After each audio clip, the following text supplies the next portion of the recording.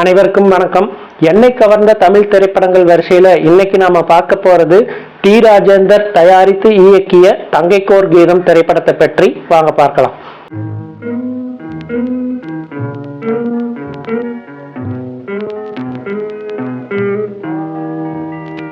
இந்த திரைப்படமும் நான் கவுந்தப்பாடி வெங்கடேசா தியேட்டர்ல தான் பார்த்த ஞாபகம் எனக்கு. இந்த திரைப்படத்தை பொறுத்தவரையிலுமே எனக்கு மிகவும் பிடித்தது ஒரு பாடல் தான். அது என்ன பாடல்னா, எஸ்பிபி சார் பாடிய தினம் தினம் உன்முகம் நினைவில் மலருது அப்படின்ற ஒரு பாடல் தான். இந்த பாடலை ஒரு இயக்குனரா சுச்சுவேஷன் சொன்ன டி ராஜேந்தருக்கும் ஒரு இசையமைப்பாளரா அந்த சுச்சுவேஷனுக்கு டியூன் பண்ண டி ராஜேந்தர்ங்கிற மியூசிக் டைரக்டருக்கும் ஒரு லிரிக்கிஸ்டா ஒரு பாடலாசிரியரா அந்த பாடலுக்கு வரிகள் எழுதின பாடலாசிரியர் டி ராஜேந்தருக்குமே நிறைய வேறுபாடுகள் இருக்கிறத நம்ம பார்க்கலாம். ஒரு கவிதையா நம்ம படிக்கிறப்போ அது மிகவும் சிறந்த பாடல் தான்.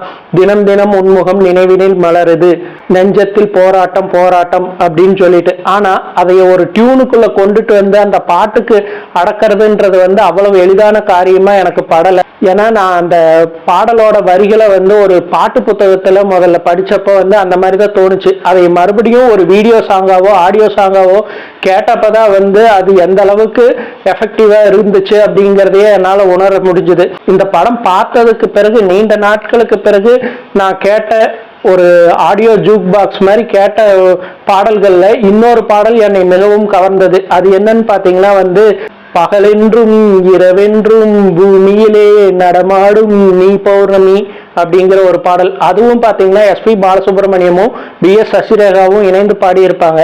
ஸோ இந்த மாதிரி அவர் ஒரு லிரிக்கிஸ்டாவும் ஒரு சுத்த தமிழ்ல நம்ம தமிழ் சினிமாவுக்கு நல்ல பாடல்களை கொடுத்த ஒரு மிகச்சிறந்த பாடலாசிரியர்னே நம்ம சொல்லலாம் டி ராஜேந்தரை பொறுத்தவரை. இந்த படத்துல அப்படி அந்த பாட்டுல எனக்கு பிடிச்சதுன்னு பாத்தீங்கன்னா இந்த படத்துல தான் அறிமுகமாகிய டிஸ்கோ இளவரசன் ஆனந்த் பாபு அவர்களுடைய டான்ஸ். ஆனந்த் பாபு அவர்கள் யாருன்னு பாத்தீங்கன்னா பழம்பெரும் நடிகரான நாகேஷ் அவர்களோட பையன். ஸோ நாகேஷ் சாரே ஒரு மிகப்பெரிய டான்சர். அவரோட பையன் சோட போயிடுவாரா, அவரும் அந்த அளவுக்கு அவங்க அப்பாவோட சிறந்த டிஸ்கோ டான்சரா வளம் வந்தவர்.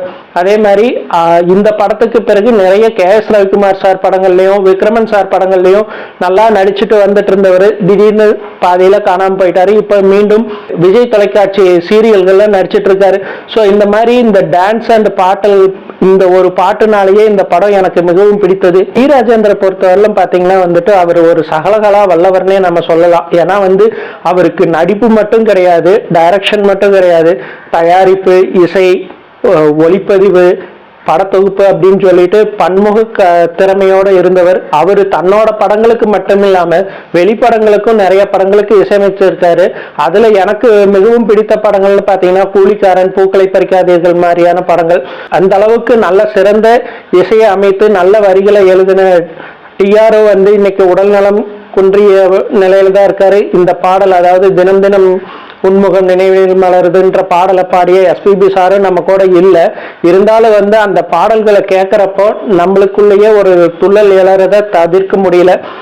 டி ராஜேந்தரோட லிரிக்ஸ் எந்த அளவுக்கு எஃபெக்டிவ்னா வைரமுத்துவும் இளையராஜாவும் பிரிந்த பிறகு இளையராஜா தன்னோட படங்கள்ல டி ராஜேந்தர் வரிகள் எழுதுனா நல்லா இருக்கும் அப்படின்னு நினைச்சு அவருக்கு அழைப்பு விடுத்ததுலயே நம்மளுக்கு தெரிஞ்சிருக்கும் அவருக்கு எவ்வளவு பெரிய பாடலாசிரியர். இருந்தாலும் தன்னோட தனித்தன்மை இளையராஜா கிட்ட போடா கெட்டு போயிருங்கிறதுக்காகவே அந்த வாய்ப்பை மறுத்திருக்காரு.